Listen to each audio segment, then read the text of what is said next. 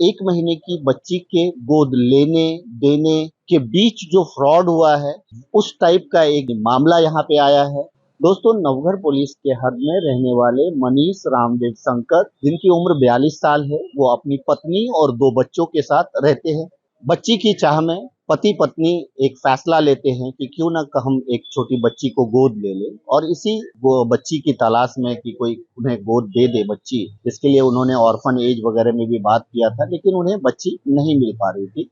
इसी बीच मनीष के एक दोस्त ने मनीष को बताया कि एक अल्पेश कच्चिया नाम का एक युवक है, जिसकी जो है 1 महीने की बच्ची है। उन लोगों की हालत बहुत खराब है और बहुत गरीब है, वो उसका पालन पोषण नहीं कर पा रहा है, तो वो अपनी बच्ची गोद देना चाहता है।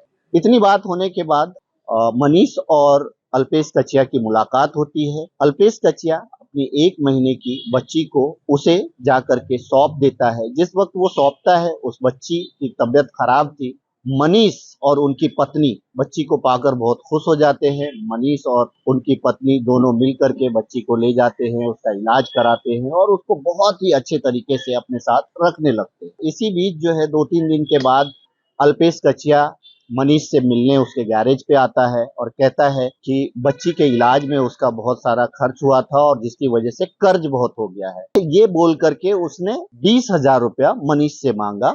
मनीष ने 20,000 रुपया दे दिया। उसके बाद मनीष ने ये कहा कि बच्चे का जो गोद लेने की प्रक्रिया होती है, गोद लेने के लिए जो डॉक्यूमेंट्स बनते हैं, वो सारे डॉक्यूमेंट्स वगैरह बना करके आप हमें दे दो, पूरा कानूनी तरीके से। तो उसने बोला कि मेरी बीवी अभी बाहर गई हुई है, आती है तो हम बना के देंगे, और वो पैसे लेकर के चला गया।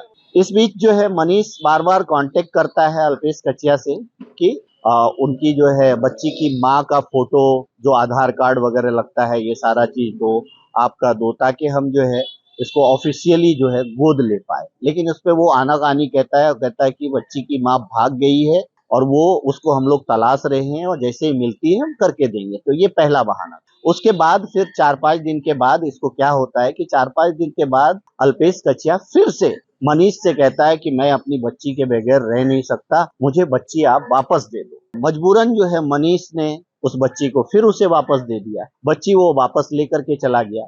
2 दिन के बाद अब इसमें एक दूसरे किरदार की एंट्री होती है, जिसका नाम है यश सोनी। वो मनीष के गैरेज पे आता है और उसको बोलता है आपने ऐसा ऐसा बच्ची गोद लिया था और ये किया था। तो उसने बोला हाँ मैंने लिया था, लेकिन उसको वापस दे दिया, मनीष ने कहा। तो बोला नहीं नहीं ऐसा नहीं है, अल्पेश कच्चिया के ऊपर जो है बहुत सारा कर्जा है, और दूसरा जो बच्चे को गोद लेने के लिए जो प्रक्रिया होती है उसमें भी पैसा खर्च होता है, डॉक्यूमेंटेशन वगैरह करने में। तो इन सब को लेकर के 2.5 लाख रुपया आपको अगर देंगे तो हम फिर से बच्ची आपको दे देंगे। चूंकि मनीष को बच्ची चाहिए थी, क्योंकि उसको बच्ची की चाह थी, मनीष फिर से इस झांसे में आ जाता है और मनीष जो है उसको बातचीत होने के बाद बच्ची फिर अल्पेश कच्चिया लेकर के आता है, और बच्ची लेने के बाद मनीष उस वक्त 1 लाख रुपया उसको दे देता है और उससे डॉक्यूमेंट्स की बात करता है। वो बोलता है कि ठीक है 2-3 दिन में हम डॉक्यूमेंट्स देंगे। तो मनीष बोलता है ठीक है हम पैसे 2-3 दिन के बाद बाकी के पैसे दे देंगे। लेकिन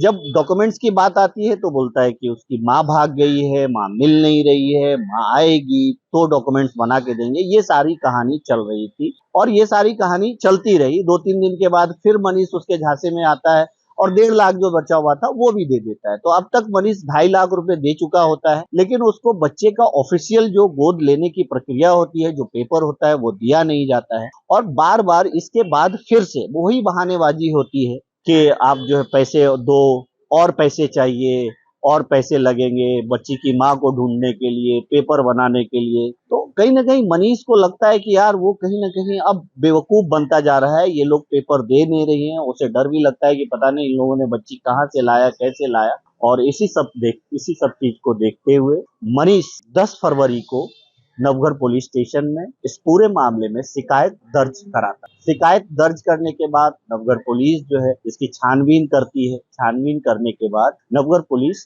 3 आरोपी को इसमें गिरफ्तार करती है। एक नंबर 1 अल्पेश कच्चिया, दूसरा सुधा रॉय जो कि तथाकथित पत्नी अल्पेश कच्चिया की बता सकते हैं, क्योंकि ये दोनों पति पत्नी नहीं है, और तीसरा जो यश सोनी है उसको पुलिस गिरफ्तार करती है। अब जब पूरा कहानी सुना जाता है, सुधा और इन लोगों से जब पूछताछ होती है तो सुधा बताती है कि अल्पेश कचिया उसका पति नहीं है, उसका जो कोई और अफेयर था किसी और से, थर्ड पर्सन से, जिसकी पुलिस तलाश कर रही है, वो अभी तक पुलिस के हत्थे नहीं चढ़ा है। फिर ये पूरी कहानी होती है कि बच्चा सुधा रॉय का तो है, लेकिन सुधा रॉय का जो पति है वो अल्पेश कचिया नहीं है, और अल्पेश कचिया जब उसका पति नहीं है तो अल्पेश कचिया की वो बेटी नहीं हुई। सुधा रॉय की बेटी है, अल्पेश कचिया की बेटी नहीं है। अल्पेश कचिया ने ये पूरा भूमिका बना करके इस बच्ची को एक तरह से हम कहेंगे कि उसको बेचा और धोखा किया। पुलिस जो है उस तीसरे शख्स को तलाश कर रही है, जिसका कि ये बच्चा, जिसके बकौल सुधा जो तीसरा व्यक्ति है जिसका वो बच्चा है, उसको पुलिस तलाश कर रही है। इसके साथ साथ जो अल्पेश कचिया के 2-3 दोस्त और थे जो इसमें इन्वॉल्व थे, उसको भी पुलिस तलाश कर रही है। दोस्तों, कहने का मतलब ये है कि एक छोटी बच्ची को गोद लेने की चाह में पति पत्नी किस तरह से बेवकूफ बनते हैं और किस तरह से उनके साथ छल किया जाता है। अगर गोद लेने की पूरी प्रक्रिया कर दी जाती और ये वाकई में अल्पेश कचिया और सुधा रॉय का बच्चा होता तो वो ये सारे प्रक्रिया कर देते। लेकिन इनमें पूरी और क्या खिचड़ी है, पुलिस और इन्वेस्टिगेशन कर रही है। ये 2-3 लोग फरार बताए जा रहे हैं। जब पुलिस के हत्थे चढ़ेंगे, आएंगे, तो ये पूरी कहानी क्लियर होगी।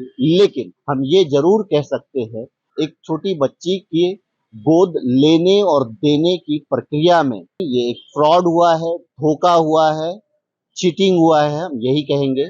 इस चक्कर में मनीष ने अपने लाखों रुपए गंवाए और उसे बच्ची भी नहीं मिली। अंत में इतना ही कहूंगा, आप सब अपना ख्याल रखें, एक दूसरे को दुआओं में याद रखें। Thank you so much.